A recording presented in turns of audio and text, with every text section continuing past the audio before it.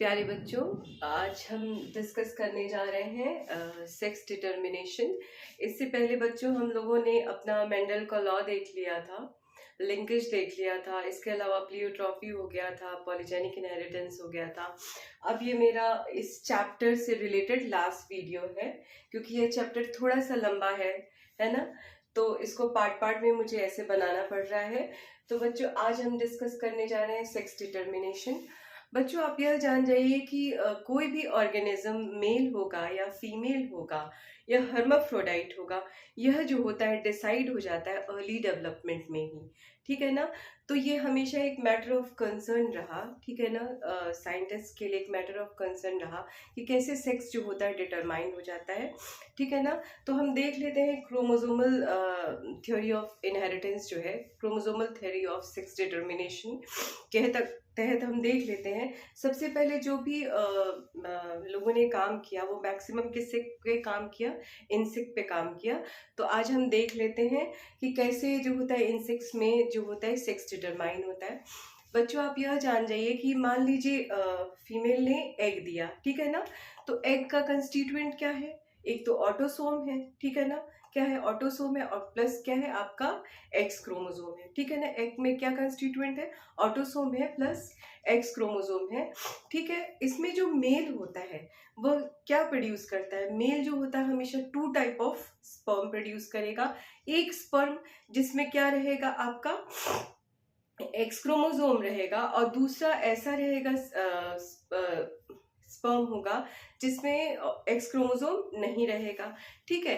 अगर x chromosome जो है वाला फर्टिलाइज करता है फीमेल के एक्स क्रोमोसोम से, एग से, है ना, तो क्या बन जाएगी, फीमेल बन जाएगी।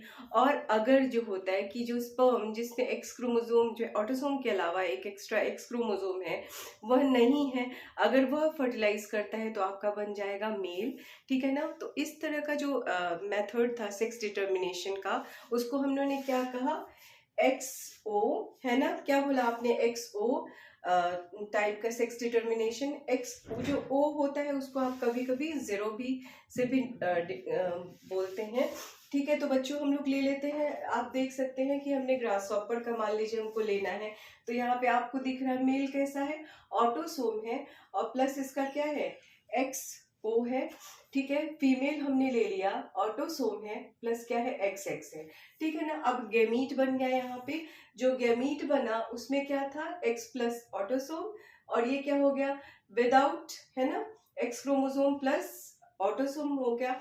और फिर जो आप यहाँ पे देख सकते हैं इसने क्या बनाया, x plus autosome, x plus autosome, ठीक है ना। अब जब इससे ये फ्यूज किया और आपका प्रोगनी बना, तो देखिए एक्स एक्स प्लस ए, तो यह क्या हो गया आपका फीमेल हो गया। और यहाँ पे इससे जब फ्यूज किया तो एक्स ओ प्लस ए, यह क्या बन गया बेटा, मेल बन गया, ठीक है ना। तो इसको क्या कहा गया, जो एक्स क्रोमोसोम था, क्योंकि उसने डिसाइड किया किसी के सेक्स का, तो इस वजह से उसको क्या कहा गया, सेक्स क्रोमोसोम कहा गया। तो ठीक है ना बच्चों, ग्रासहॉपर्स जो होते हैं उसमें इस टाइप का जो सेक्स डिटर्मिनेशन होता है। फिर हम बात कर लेते हैं बच्चों ह्यूमन बींग्स को लेकर। यहाँ पे मैंने देखिए ह्यूमन का बनाया भी है कि ह्यूमन न्यूक्लियर क्रोमोसोम, ठीक है ना। आपका क्या है, क्या है, पहले तो ऑटोसोम है, ठीक है ना, क्या है, ऑटोसोम है, और दूसरा क्या है आपका सेक्स क्रोमोसोम है। तो बच्चों जो अगर अक्सर ये क्वेश्चंस पूछा जाता है ऑब्जेक्टिव में कि यह ऑप्शंस दे देगा कि ह्यूमन में कितने क्रोमोसोम्स पाए जाएंगे, अगर 46 या तो 46, या आप कहेंगे 23 पेयर्स, तो जो भी ऑप्शन रहेगा 46 अगर ऑप्शन रहेगा तो आप 46 लिखिएगा, टिक करिएगा। अगर 23 ऑप्शन है तो आप क्या टिक करेंगे, 23 पेयर, है ना, 23 पेयर ऑप्शन है तो आप क्या टिक करेंगे, 23 पेयर। तो बच्चों हम देख लेते हैं कि जो ह्यूमन बीइंग है उसमें जो क्या है, क्रोमोसोम किस तरह से है। सबसे पहला तो ऑटोसोम है जो कितना है, 22 पेयर, है ना। ऑटोसोम कितना है, 22 पेयर है, और एक क्या हो गया बेटा, 1 पेयर आपका क्या हो गया, सेक्स क्रोमोसोम, ठीक है ना। तो जो फीमेल जो होती है बेटा, हमेशा जो एग प्रोड्यूस करती है उसमें क्या रहता है, फीमेल जो एग प्रोड्यूस करती है उसमें क्या रहेगा, 22 ऑटोसोम प्लस 1 एक्स क्रोमोसोम, है ना, एक्स क्रोमोसोम या जिसको आप सेक्स क्रोमोसोम कह रहे हैं, क्या हो जाएगा, 1 एक्स क्रोमोसोम हो जाएगा। और जो मेल जो है प्रोड्यूस करेगा वो स्पर्म कितने टाइप का प्रोड्यूस करेगा, 2 टाइप ऑफ स्पर्म, ठीक है ना, 2 टाइप स्पर्म मतलब ऑटोसोम प्लस एक जो स्पर्म रहेगा वो क्या रहेगा, प्लस 1 एक्स क्रोमोसोम। और दूसरा जो प्रोड्यूस करेगा ऑटोसोम प्लस 1 वाई क्रोमोसोम, ठीक है। अगर बेटा अगर एक्स वाला स्पर्म जो है फ्यूज करेगा एग को, तो क्या बनेगी, लड़की बनेगी, है ना, क्या बनेगी, लड़की बनेगी। और अगर वाई वाला क्रोमोसोम वाला स्पर्म जो है, ऑटोसोम प्लस वाई क्रोमोसोम वाला जो स्पर्म है वो फ्यूज करेगा एग से, तो क्या बनेगा, लड़का बनेगा। ये हमारे समाज में एक जो भ्रांतियां फैली हुई हैं कि अगर बच्चियां होती हैं तो महिलाओं को दोष दिया जाता है, तो यह सही नहीं है।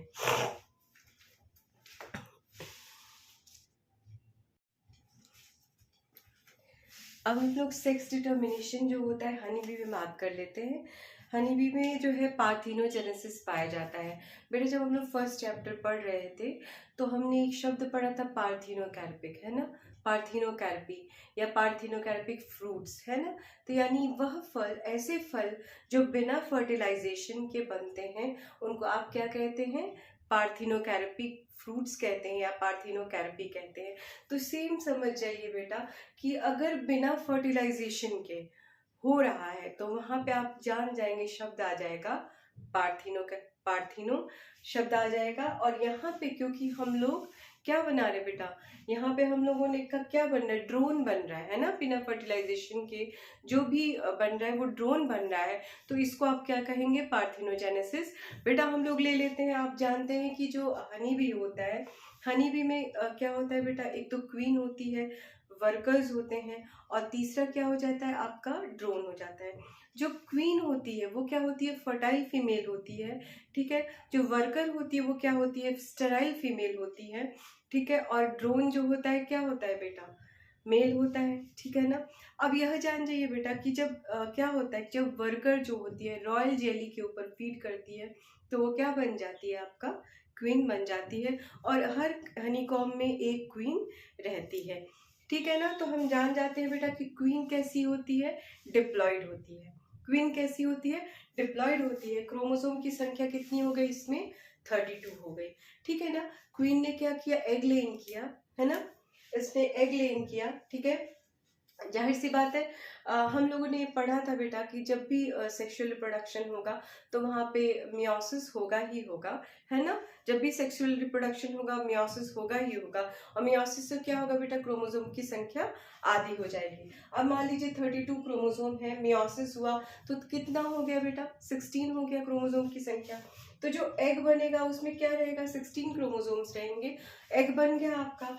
अब बच्चों आप जान जाइए बेटा, यहाँ पे अगर, है ना, इस एग से स्पर्म का फर्टिलाइजेशन हो जाता है तो यह क्या बनेगा, डिप्लॉयड फीमेल, क्या बनेगी आपकी, डिप्लॉयड फीमेल बनती है। और यह एग है ना, बिना फर्टिलाइजेशन का रह जाता है, क्या हो जाता है, it is without fertilisation.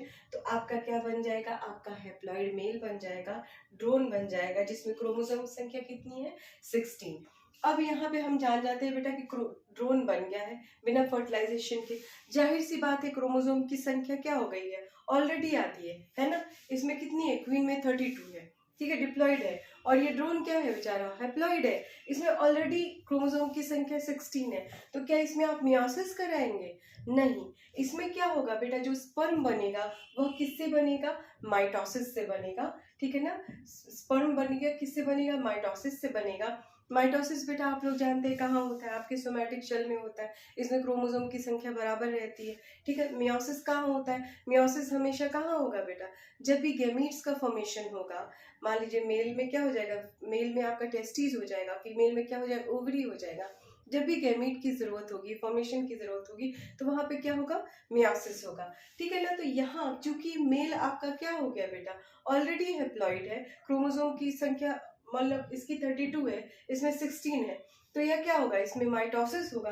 Mitosis से क्या बनेगा, आपका स्पर्म बनेगा। अगर यह इस एग से फर्टिलाइज कर गया तो क्या बनेगी, आपकी डिप्लॉयड फीमेल बनेगी। और अगर यह एग विदाउट फर्टिलाइजेशन रह गया, जिसको आप क्या कहते हैं, पार्थिनोजेनेसिस, क्या बोलते हैं आप उसको, पार्थिनोजेनेसिस। तो यह क्या बन जाएगा, आपका हेप्लॉइड मेल बन जाएगा। तो बेटा यह हो गया हम लोग का सेक्स डिटर्मिनेशन। हम लोग ने देख लिया कैसा सेक्स डिटर्मिनेशन, कैसा कैसा था। पहला हम लोग जो इंसेक्ट का लिए थे, ग्रास हॉपर का लिए थे, एक्स ओ टाइप का, ठीक है ना। दूसरा हमने क्या लिया, हम लोग ह्यूमन बीक में कौन सा होता है बेटा, X Y type of sex determination हो जाता है, ठीक है ना। तो आप अगर देख लेंगे तो क्या है बेटा, अगर जो सबसे इम्पोर्टेंट है अक्सर पूछा जाता है वो क्या है, आपका पार्थिनोजेनेसिस है। या अगर ह्यूमन बीइंग में भी आप लोग का सेक्स डिटर्मिनेशन पूछा जाता है तो आप भूलिएगा नहीं। और हम लोग में कितने क्रोमोसोम की संख्या है आपके हर सेल में, 46 क्रोमोसोम है। या अगर 23 पेयर लिख दिया जाता है तो वो भी क्या है, 23 पेयर या 46 क्रोमोसोम्स है हम लोग की बॉडी में, ठीक है। ओके बेटा।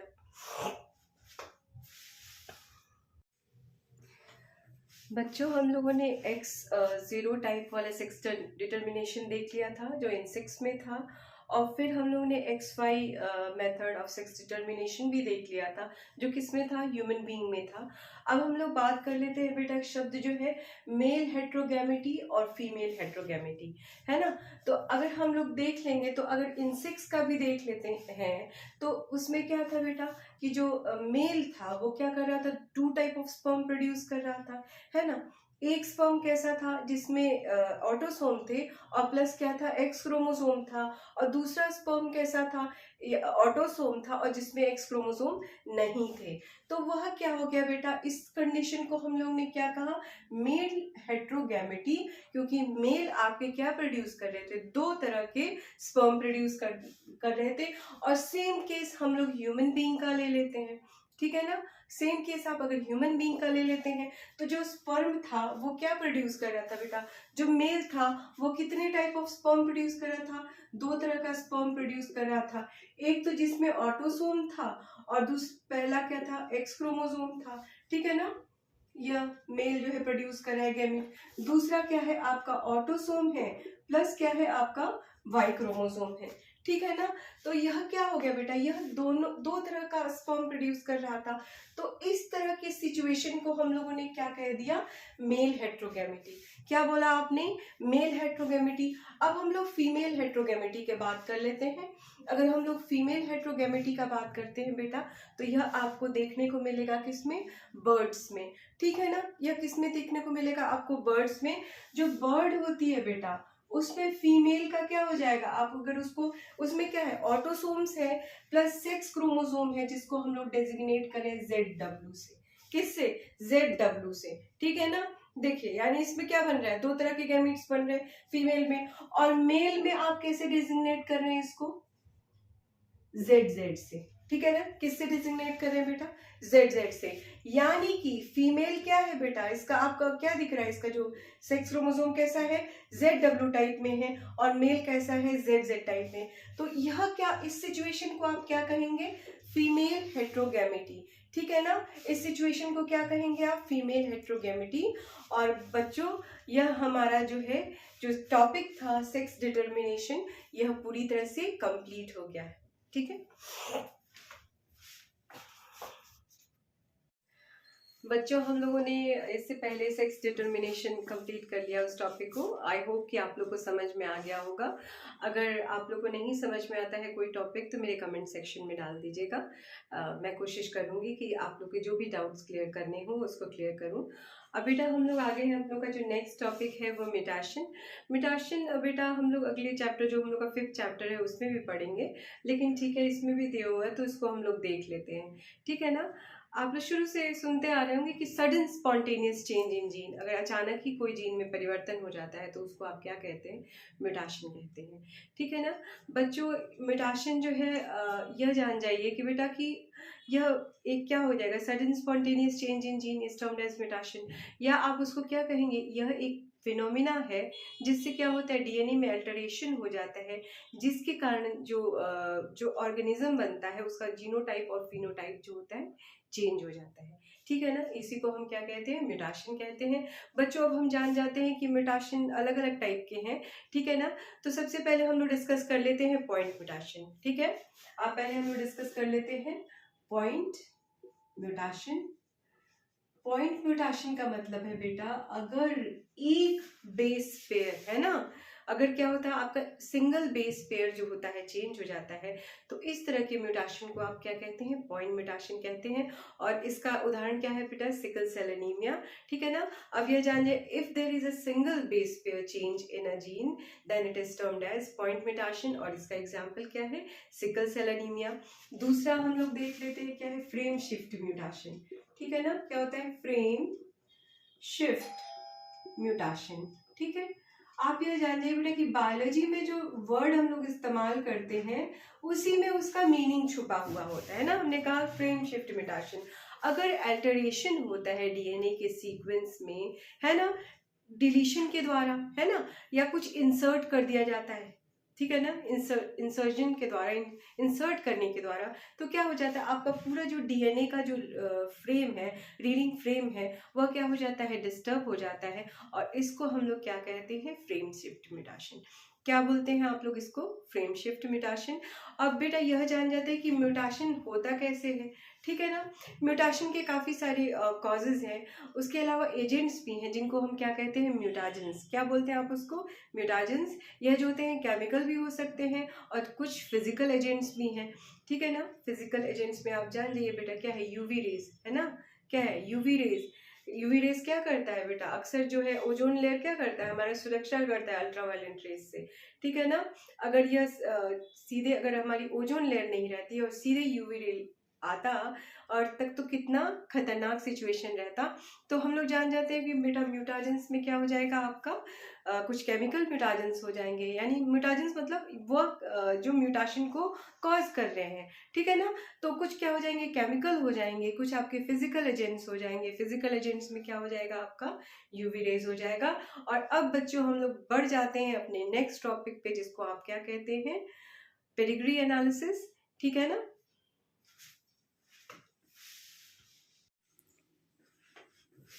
बच्चों अब हम लोग पहुंच चुके हैं अपने नेक्स्ट टॉपिक पे, जिसका नाम है पेडिग्री एनालिसिस। बच्चों पेडिग्री एनालिसिस आप समझ जाइए कि जैसे यह क्या होता है, फैमिली ट्री है ना। फैमिली ट्री है या चार्ट है ना, जिसमें सिंबल के माध्यम से और लाइन के माध्यम से किसी भी पर्सन, कोई भी व्यक्ति है, उसका जो जेनेटिक फैमिली हिस्ट्री है उसके बारे में पता लगाया जाता है, ठीक है ना। यह क्या हो जाता है, आपका पेडिग्री एनालिसिस होता है। इसमें बेटा जो पर्सन्स होते हैं उनको आप किससे रिप्रेजेंट करते हैं, किससे रिप्रेजेंट करते हैं, उनको आप इन सिंबल से रिप्रेजेंट करते हैं, ठीक है ना। और जो लाइन है ना, देखिए यहाँ पे यह लाइन है या यह लाइन है, यह क्या शो करती है बच्चों, यह जो शो करती है जेनेटिक रिलेशनशिप, ठीक है ना। अब हम बच्चों जान जाते हैं कि यह क्या है, एक तरह से यह टूल है जो डॉक्यूमेंटेशन करती है बायोलॉजिकल रिलेशनशिप का, फैमिली का, और जिसके द्वारा पता किया जाता है कि कैसे डिजीजेस हो रही हैं, मतलब डोमिनेंट कैरेक्टर है या रेसेसिव कैरेक्टर है या क्या है, जिसके माध्यम से जेनेटिक डिजीजेस आपकी हो रही हैं, ठीक है। बच्चों यहाँ पे हम लोग देख सकते हैं, यहाँ पे आप देखिए मैंने ये पूरा बना के रखा हुआ है, ठीक है ना। अब इसमें हम आ जाते हैं कि सिंबल कौन है। अगर यह सर्कल है ना, अगर यह सर्कल है तो यह क्या शो कर रहा है, फीमेल को शो कर रहा है। अगर यह स्क्वायर है तो यह किसको रिप्रेजेंट कर रहा है, मेल को रिप्रेजेंट कर रहा है। और अगर वो अफेक्टेड है ना, कोई मतलब उसके अंदर मेंडेलियन इनहेरिटेंस है, कोई दिक्कत है, तो आपको इससे क्या शो कर रहे हैं, इसको जो मैंने कलर कर दिया, तो यह किसको शो कर रहा है, अफेक्टेड इंडिविजुअल को शो कर रहा है, ठीक है ना। बच्चों अब इसमें हम लोग आ जाते हैं, पेडिग्री एनालिसिस आप अच्छी तरह से समझ जाइए, ठीक है। इसमें मान लीजिए हमने क्या दिया कि यह क्या हो जाएगा, ये रोमन न्यूमेरल से आपको शो कर रहा है 1, तो ये सबसे ओल्डर जनरेशन है ना, सबसे पहली वाली जनरेशन है। उसके बाद से आपका क्या आ गया, यह सेकेंड जनरेशन आ गया, और फिर उसके बाद से क्या आ गया, आपका थर्ड जनरेशन आ गया। अब अगर हम दिखा रहे हैं, ठीक है ना, यह क्या हो गई फीमेल और यह स्क्वायर क्या हो गया मेल, और इसमें हम क्या कर दिखा रहे हैं कि मेटिंग हो रही है ना। हॉरिजॉन्टल लाइन आपके क्या शो कर रही है, मेटिंग को शो कर रही है, और जो वर्टिकल लाइन है यह क्या शो कर रही है, ऑफस्प्रिंग को शो कर रही है, ठीक है ना। तो यही हो जाता है बच्चों पेडिग्री एनालिसिस। पेडिग्री एनालिसिस आप कह सकते हैं कि यह क्या कहते हैं, इससे हम लोग जो भी हेरिडिटी डिजीजेस होती हैं, है ना, या जो भी इनहेरिटेंस वाले ट्रेड्स हैं, क्या है, डोमिनेंट है, रेसेसिव है, कैसे जेनेटिक डिजीजेस हो रही हैं, उसका हम पता करते हैं। और इसके लिए बेटा कौन कौन लोग होते हैं जो इसके लिए रिस्पॉन्सिबल हैं? सबसे पहले तो मेडिकल जेनेसिस्ट बोलते हैं, ठीक है ना, जेनेटिसिस्ट बोलते हैं ना, मेडिकल जेनेटिसिस्ट बोलते हैं। और दूसरा क्या हो जाते हैं, आपके जो जेनेटिक काउंसलर्स होते हैं वो क्या करते हैं, पेडिग्री एनालिसिस करते हैं और जेनेटिक डिजीजेस का कैसे इनहेरिटेंस हो रहा है उसका पता लगाते हैं।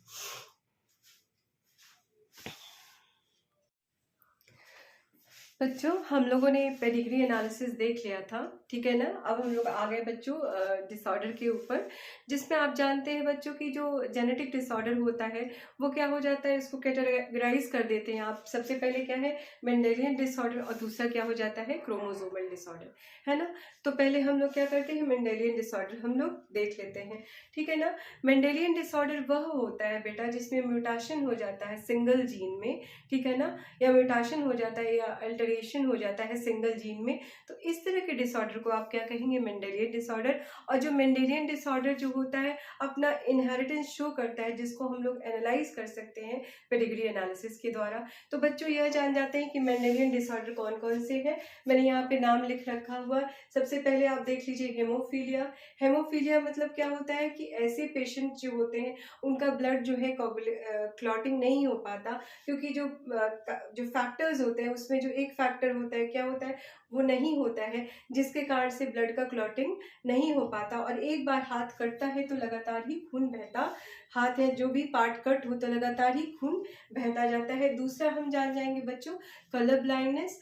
कलर ब्लाइंडनेस ऐसी बीमारी है जिसमें जो होता है कि जो जिसको भी ये होता है वो रेड और ग्रीन कलर में डिफ्रेंशिएट नहीं कर पाता, अंतर नहीं कर पाता।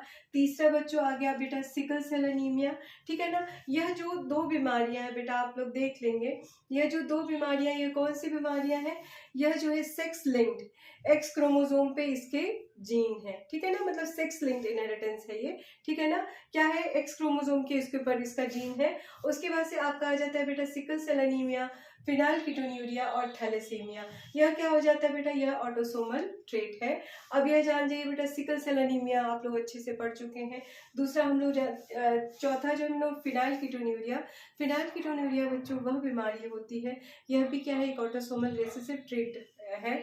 इसमें क्या होता है बेटा, एक एंजाइम की कमी हो जाती है जिसकी वजह से फिनाइल एलेनिन आपका क्या हो जाता है, टायरोसिन में नहीं बदलता, और इसके एक्यूमुलेशन की वजह से क्या हो जाता है बेटा, फिनाइल एलेनिन के एक्यूमुलेशन की वजह से क्या हो जाता है, जो जिसको भी ये होता है वो क्या करता है, मेंटल रिटार्डेशन शो करता है, और साथ में यह यूरिन में भी एक्सक्रीट होता है, ठीक है ना। फिर आपका हो गया थैलेसीमिया। थैलेसीमिया भी बेटा जो है जो हीमोग्लोबिन है उसका अल्फा बीटा चेन है, उसमें क्या होता है, डिफॉर्मिटी आ जाती है। दो तरह का थैलेसीमिया है, अल्फा थैलेसीमिया, बीटा थैलेसीमिया। जिस चेन में भी यह डिफॉर्मिटी आती है उसी हिसाब से इसका नाम रखा गया है, और जिसकी वजह से क्या होता है, डिफेक्टिव हीमोग्लोबिन बनता है। तो बच्चों हम सबसे पहले देख लेते हैं कलर ब्लाइंडनेस को, हम सबसे पहले देख लेते हैं, ठीक है ना। अब हम देख लीजिए, हम लोगों ने पेरेंट जनरेशन में लिया हुआ है यहाँ पे, ठीक है। हमने पेरेंट जनरेशन में क्या लिया है, यह जो है फीमेल है, मतलब पेरेंट है, ये क्या है, मदर है, ठीक है ना। ये करियर है कलर ब्लाइंडनेस का, ठीक है ना। क्या है, शी इज अ करियर, ठीक है, उसको है नहीं लेकिन वो क्या है, करियर है, यानी आगे जनरेशन तक वो फैलाएगी, ठीक है ना। और यह जो फादर जिसके साथ हमने क्रॉस कराया है वो क्या है, कलर ब्लाइंड है। देखिए यहाँ पे कलर ब्लाइंडनेस की जीन आपको शो हो रही है। फिर हम लोग का गैमीट बन गया है ना, फीमेल वाला जो गैमीट बना, देखिए इसमें क्या हो गया, यह एक्स बना, यह एक्स क्या था, नॉर्मल था, यह एक्स क्या था, कलर ब्लाइंडनेस वाला एक्स था, ठीक है ना। अब मेल में हम लोग देख लेते हैं, इसमें गैमीट बन गया, यह क्या हो गया, कलर ब्लाइंडनेस वाला हो गया, और ये नॉर्मल आपका वाई क्रोमोसोम हो गया। जब हम इसमें क्या करेंगे बेटा, क्रॉस कराएंगे तो हम देखेंगे, ठीक है ना। यहाँ पे हम लोग देख लेते हैं क्रॉस कराने पे क्या हो गया आपका, ठीक है ना। यह देखिए, यह क्या हो गया, यह जो है एक एक्स क्रोमोसोम नॉर्मल है, दूसरा क्या है, उस पे कलर ब्लाइंडनेस का जीन है। यह जो है एक्स वाई जो लड़का है यह क्या है, नॉर्मल है। फिर यह क्या हो गया बेटा, जो लड़की है यह क्या है, यह कलर ब्लाइंड होगी, और यह भी क्या हो जाएगा आपका कलर ब्लाइंड हो जाएगा। तो हम देख सकते हैं कि जो गर्ल्स का अगर हम लोग ले लेते हैं तो कलर ब्लाइंडनेस, एक लड़की क्या हो जाएगी कलर ब्लाइंड हो जाएगी और दूसरी लड़की क्या हो जाएगी, गर्ल जो कि हो जाएगी करियर हो जाएगी, है ना। क्योंकि यह क्या है बेटा, होमोजाइगस कंडीशन में ये रहेगा, होमोजाइगस रिसेसिव कंडीशन में रहेगा, तभी यह डिजीज आपकी शो होगी। तो यह जो लड़की हो जाएगी वह क्या हो जाएगी, कलर ब्लाइंड हो जाएगी और यह क्या हो जाएगी, करियर हो जाएगी। और हम बॉयज में देख लेते हैं, यह क्या हो जाएगा, नॉर्मल हो जाएगा, ठीक है ना, यह क्या हो गया आपका नॉर्मल हो गया। और दूसरा क्योंकि मेल जो होते हैं सिर्फ उसमें एक एक्स क्रोमोसोम होते हैं, है ना, तो इसकी वजह से उसके ऊपर क्या है, कलर ब्लाइंडनेस की जीन है, तो यह मेल क्या हो जाएगा आपका कलर ब्लाइंड हो जाएगा, ठीक है। अब हम लोग आ जाते हैं बच्चों हेमोफीलिया का, इसी तरह से हम लोग इनहेरिटेंस देख लेते हैं।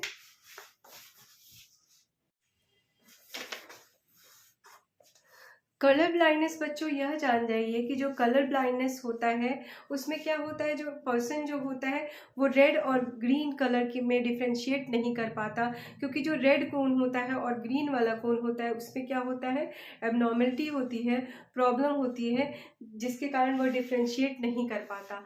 और अब हम लोग देख लेते हैं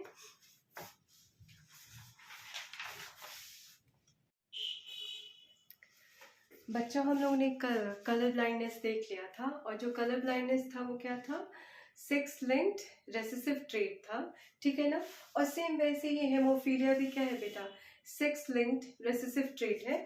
तो यहाँ पे हम लोग हेमोफीलिया बच्चों जान जाते हैं कि जो हेमोफीलिया का पेशेंट होता है ना, वह क्या होता है बेटा कि उसका जो ब्लड जो होता है उसमें फैक्टर की कमी होती है जो ब्लड कोगुलेशन के लिए ज़रूरी होता है, जिसके कारण उस व्यक्ति का अगर हाथ कटता है या कोई भी पार्ट कटता है तो उसका ब्लड क्लॉटिंग नहीं होता, ठीक है ना। और यह क्या है बेटा, यह एक हेरिडिटी डिजीज है, और यह जो है क्वीन विक्टोरिया उनके जो ऑफस्प्रिंग में है उनके में यह पाया गया, ठीक है ना। तो आप इसको ब्लीडर डिजीज भी कहते हैं, ठीक है ना, इसको आप क्या कहते हैं, ब्लीडर डिजीज भी कहते हैं। अब हम लोग देख लेते हैं, यहाँ पे हम लोग ने लिया है कि पेरेंट जनरेशन हम लोग ले लिया है, मान लीजिए हमने P1 पेरेंट जनरेशन ले लिया है, ठीक है।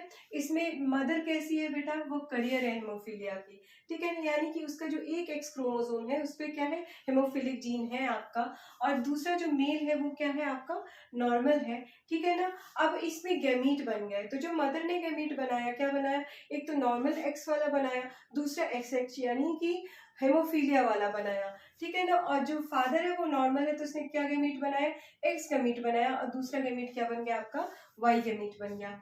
अब बेटा इसके साथ जब हमने इसका फ्यूजन कराया, फर्टिलाइजेशन कराया, तो क्या बन गया बेटा, एक्स एक्स बना, यह गर्ल बन गई, और ठीक है यह कैसी थी आपकी नॉर्मल, क्या थी आपकी, यह नॉर्मल हो गई, और यह क्या हो गई आपकी गर्ल बन गई, ठीक है ना। अब जब हमने इसका इसके साथ वाई वाले के साथ कराया तो यह भी क्या था, नॉर्मल था, और यह क्या बन गया आपका मेल बन गया, ठीक है ना, ये नॉर्मल था और यह क्या बन गया आपका मेल बन गया, ठीक है।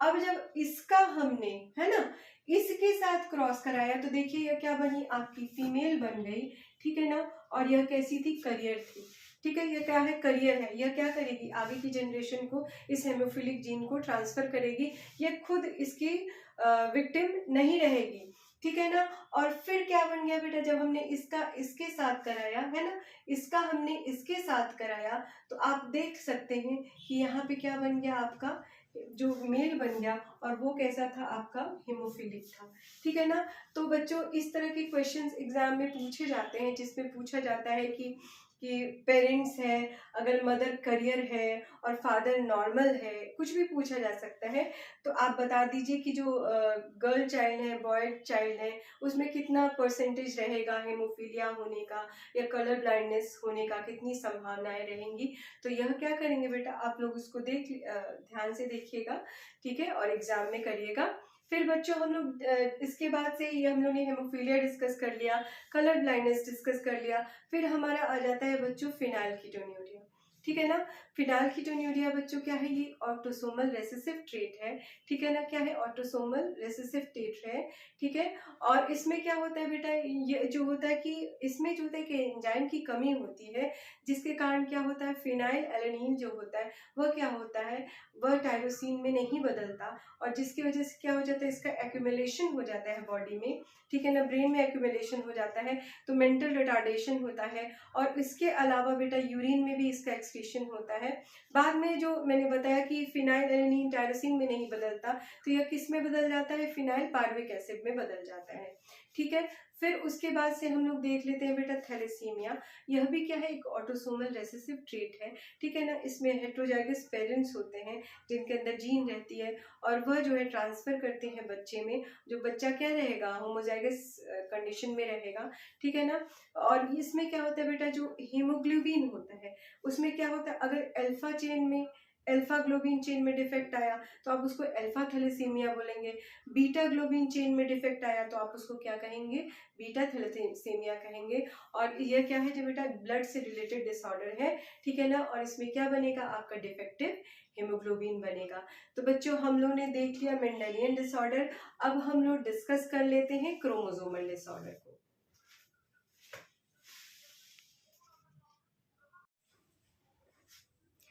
बच्चों अब अभी तक हम लोगों ने मेंडेलियन डिसऑर्डर पढ़ लिया था। अब हम लोग आ गए बच्चों क्रोमोसोमल डिसऑर्डर पे। तो क्रोमोसोमल डिसऑर्डर में यह हो जाएगा, या तो एक कोई क्रोमोसोम कम रहेगा या ज़्यादा रहेगा, या एबनॉर्मल अरेंजमेंट होगा क्रोमोसोम का, तो उसको हम क्या कह देंगे, हम लोग क्रोमोसोमल डिसऑर्डर के तहत उसको पढ़ेंगे। अब हम लोग बच्चों जान जाते हैं कि एन्यूप्लॉइडी क्या होती है, ठीक है ना। हम लोग सभी लोग जानते हैं कि बेटा सेल डिवीजन होता है ना, सिस्टर क्रोमेटिड्स डिवाइड करती हैं। तो कभी कभी ये सिस्टर क्रोमेटिड डिवाइड नहीं होती, क्रोमोसोम्स डिवाइड नहीं होते, और एक में क्या हो जाता है, कम हो जाता है, दूसरे में क्या हो जाता है, ज़्यादा हो जाता है। तो इस सिचुएशन को हम लोग क्या कहते हैं, एन्यूप्लॉइडी कहते हैं। क्या बोलते हैं आप उसको, एन्यूप्लॉइडी कहते हैं। अब हम जान जाते हैं बेटा कि पॉलीप्लॉइडी क्या है। पॉलीप्लॉइडी कभी कभी क्या होता है कि मान लीजिए टीलोफेज तक आया, ठीक है, सेल डिवीजन हो रहा है, लेकिन क्या हुआ, साइटोकाइनेसिस नहीं हुआ, तो एक पूरा का पूरा क्रोमोसोम सेट ही एक साथ में रह जाता है, जिस सिचुएशन को हम लोग क्या कहते हैं, पॉलीप्लॉइडी कहते हैं। बच्चों अब हम लोग यह जान जाते हैं बेटा कि कैसे, जैसे अब हम लोग ने यहाँ पे कुछ लिखा हुआ है, ठीक है ना। अब इसमें जान जाते हैं बेटा डाउन सिंड्रोम क्या है। डाउन सिंड्रोम, ठीक है, एक ऐसी बीमारी है जिसमें जो हमारे 21st क्रोमोसोम है, ठीक है ना, 21वां क्रोमोसोम है, 21st क्रोमोसोम है, यह हमेशा पूछा भी जाता है, इसका क्या हो जाता है, ट्राइसोमी हो जाता है। क्या हो जाता है, 1 2 3, ठीक है ना, ट्राइसोमी हो गया आपके 21वीं क्रोमोसोम का। तो उसके हम लोगों ने क्या कहा, उसको हम लोगों ने, ये जो बच्चा बना ये कैसा हो गया, उसको डाउन सिंड्रोम हो गया, ठीक है ना। और जो डाउन सिंड्रोम होता है उसमें क्या होता है, सर थोड़ा सा बड़ा रहता है, और उसके बाद से क्या हो जाएगा, मेंटल रिटार्डेशन रहता है। ऐसे बच्चे जो है मेंटली रिटार्डेड रहते हैं, नॉर्मल रहते हैं, ठीक है ना। दूसरा हमारा आ गया टर्नर सिंड्रोम, ठीक है ना। इसका कंस्टिट्यूएंट देख लीजिए, इसका सेक्स क्रोमोसोम क्या हो जाएगा, यह हो जाएगा, यानी कि इसमें जो सेक्स क्रोमोसोम में सिर्फ एक एक्स क्रोमोसोम पाया जाएगा, दूसरा नहीं रहेगा। अब यह क्या हो जाएगी बेटा, यह फीमेल बनेगी, लेकिन यह कैसी फीमेल रहेगी, यह कैसी फीमेल रहेगी, स्टेराइल फीमेल रहेगी। कैसी फीमेल रहेगी, स्टेराइल फीमेल रहेगी, ठीक है ना। और इसमें क्या हो जाएगा बेटा कि ये टर्नर सिंड्रोम जो होता है उसमें सेक्स क्रोमोसोम में सिर्फ एक एक्स क्रोमोसोम रहेगा, फीमेल कैसी रहेगी, स्टेराइल फीमेल रहेगी। और टोटल क्रोमोसोम की अगर संख्या देख लेंगे तो आप कितनी हो जाएगी, 45। कितनी क्रोमोसोम की संख्या हो जाएगी आपकी, 45। डाउन सिंड्रोम में हम बताना भूल गए हैं बच्चों की, इसमें क्या हो जाएगा, इसका क्रोमोसोम का क्या हो गया, ट्राइसोमी हो गया, तो टोटल क्रोमोसोम की संख्या कितनी हो जाएगी आपकी, 47। क्या हो जाएगी, 47। डाउन सिंड्रोम एकदम याद रखिएगा अच्छे से बेटा, क्योंकि डाउन सिंड्रोम एग्जाम में पूछा जाता है, तो हमेशा याद रखिए, किसी भी कंपटीशन में भी हो जाएगा कि ट्राइसोमी ऑफ 21st क्रोमोसोम, वह क्या हो जाता है, आपका डाउन सिंड्रोम हो जाता है। फिर आते हैं हम लोग क्लिनफिल्टर सिंड्रोम में। इसमें क्या होता है बेटा कि सेक्स क्रोमोसोम, मान लीजिए मेल का क्या हो गया, एक्स वाई हो गया, है ना, तो इसमें क्या हो जाएगा, एक एक्स्ट्रा एक्स हो जाएगा, ठीक है ना। तो यह मेल कैसा रहेगा, यह जो मेल रहेगा उसके अंदर मतलब मस्कुलाइन बॉडी रहेगी, लेकिन क्योंकि एक एक्स क्रोमोसोम एक्स्ट्रा हो गया तो इसमें ब्रेस्ट वगैरह का डेवलपमेंट हो जाएगा, ठीक है ना। और यह क्या हो जाएगा बेटा, इसको मतलब कि यह भी क्या हो जाएगा, स्टेराइल होगा।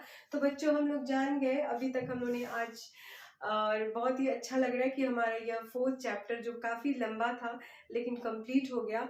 और मिलते हैं बच्चों अगले चैप्टर में हम लोग फिर से, तब तक अच्छे से आप लोग पढ़िए लिखिए और बढ़िया से बोर्ड की तैयारी करिए, बिल्कुल टेंशन नहीं लीजिए, बस शांत मन लगा के पढ़िए। और अगर आप लोग को किसी चीज़ में कोई टॉपिक नहीं समझ में आ रहा है तो मेरे कमेंट बॉक्स में डालिए, मैं ज़रूर उसको रिजॉल्व करने की कोशिश करूँगी और जितना हो सकेगा मैं आप लोग की हेल्प करूँगी। Thank you.